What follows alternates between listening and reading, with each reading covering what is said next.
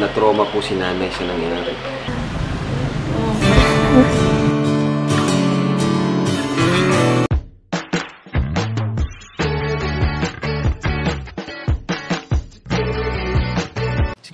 Si Kuya Jens, ano yan, reactor natin yan. Official reactor. Hello mga kalingap! Welcome back sa aking YouTube channel, The Square Gen. So kung bago ka lang sa aking YouTube channel, huwag niyo pong kalimutan mag-subscribe at click the bell button para like yung updated sa ating mga bago-upload na video. At huwag po natin kalimutan suportahan ng Team Kalingap sa pangunguna ni Kuya Val Santos Matubang, Ate Edna Vlog at syempre Kalingap Prab. At pakisuportahan din po ang aming mga kasamahan sa Team Kalingap. Nandiyan po ang K-Boys, Kalingap Partner, Kalingap Reactor at lahat po ng charity vlogger sa buong Pilipinas sa tumutulong sa mga kababayan natin na lahat may hirap. Suportahan po natin lahat, guys. So ngayong araw mga Kalingap ay panoorin po natin mga Kalingap at bigyan ng reaction video ang nakaraang episode ng Tambalang Franjoy. Ang malungkot lang pong balita mga Kalingap, matutuloy pa nga po kaya mga Kalingap ang Tambalang Franjoy dahil nga po sa nakaraang vlog po ni Kalingap Prab ay medyo parang hindi po muna papayag o hindi pumayag ang mama ni Joy Diwata na magkaroon muna ng katambal o ka-love team si Joy Diwata. Ano nga ba ang buong nangyari? At mamaya pag-usapan po natin yan mga Kalingap. Pero bago yun, tara panoorin po muna natin ang ilang mga eksena sa pagbisita po ni Fran kay Joy Diwata at sa nanay po ni Joy Diwata na binisita po ni Kalingap Prab in 5, 4, 3, 2. Pasok po. Tanggalin ko yung sapatos.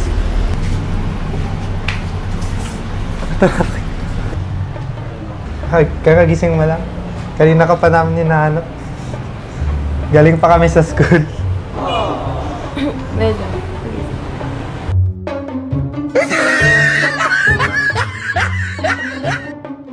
Sorry po kaya Ram, kakagising ko lang din. Tsaka hindi ka rin naman po in-expect na mapunta kayo. Sorry po.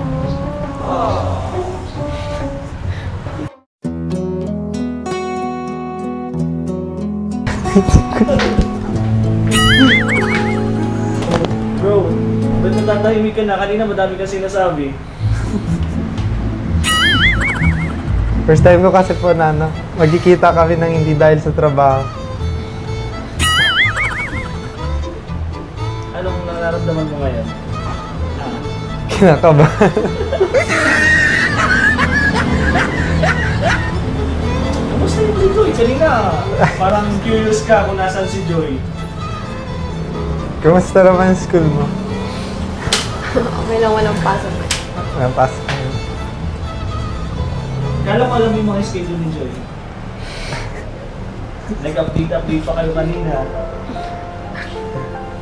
Hindi ko alam na wala siyang pasok ngayon. Alam ko nasa school siya kanina. Sasabi niya may gagawin siya sa school. Saan siya ka na nabigla ka pa namin nagpunta kami dito sa park. Nagpapahinga. Okay lang. First time ba dito sa bahay nila? Sa apartment nila, Joy? Apo kuya kasi hanggang sa labas lang pag ano. Baka pwede mo nang po-open Joy. Okay lang Joy, dun din kayo para naman magkausap talaga kayo na.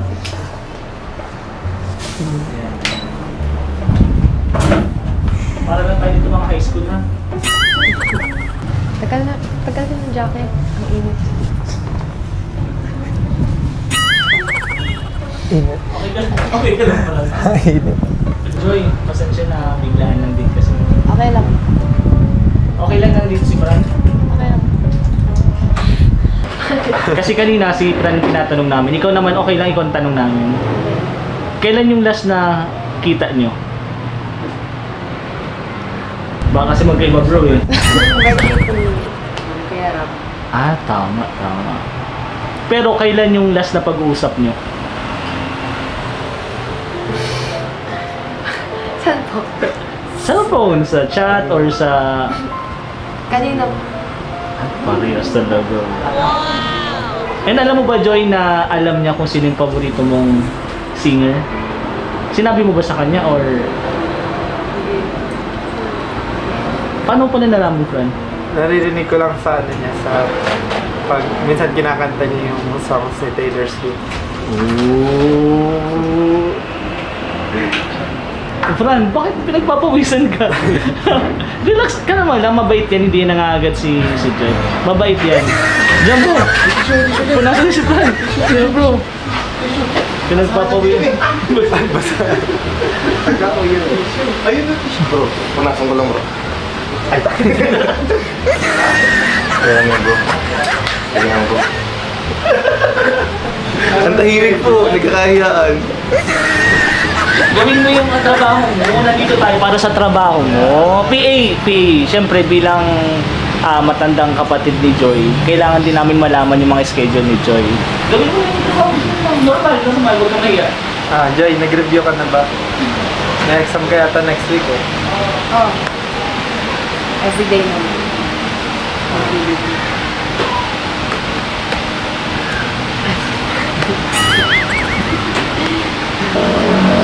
Hindi, naalala ko lang sa'yo kasi yun yung nasa schedule mo sa akin na may exam ka next week.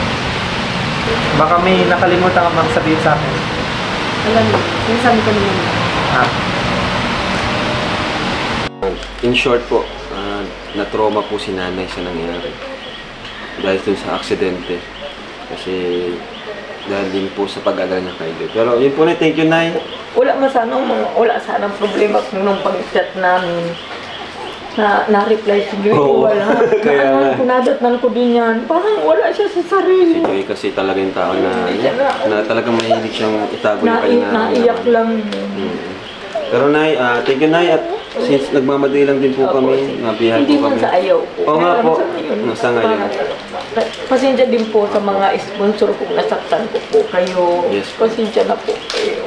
So ayun mga kalingap, at napanood nga po natin yung pagbisita po ni Fran kay Joy Diwata sa apartment nito, kung saan po makikita po natin mga kalingap na iba talaga ang makinang ng mata ni Joy, ang mga ngiti ni Joy every time na nakausap po niya mga kalingap si Fran, at ganoon din po mga kalingap si Fran kay Joy Diwata. Kaya masabi natin mga kalingap na matagal na, in my own opinion and observation po mga kalingap, parang matagal naman na po yung nakaraang nangyari po kay Joy Diwata, at talagang nakamove on na po si Joy, at talagang okay na po si Joy mga kalingap, at tingin ko ay handa na po ulit na pumasok sa bagong love team mga kalingap. Pero ayun nga mga kalingap, syempre hindi natin pwedeng ipagwalang bahala yung opinion at nararamdaman naman ng mama ni Joy Diwata, dahil syempre siya po yung mas nakakilala sa anak niya kay Joy, at siya rin ang nakakaalam ng tunay na pinagdaanan ni Joy Diwata. Kaya kayo mga kalingap, ano po sa tingin nyo? Dapat po ba pang ituloy o wag na munang ituloy yung